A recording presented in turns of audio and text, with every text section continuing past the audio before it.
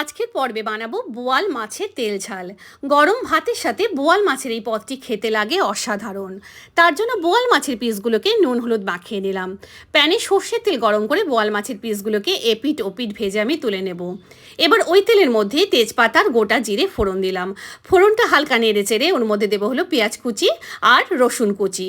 পেঁয়াজ আর রসুন ভালো করে ভাজা ভাজা হয়ে গেলে এর মধ্যে দেবো হলো আদা বাটা, টমেটো কুচি, নুন, হলুদ গুঁড়ো, জিরে গুঁড়ো, লঙ্কা গুঁড়ো, কাশ্মীরি লঙ্কা গুঁড়ো।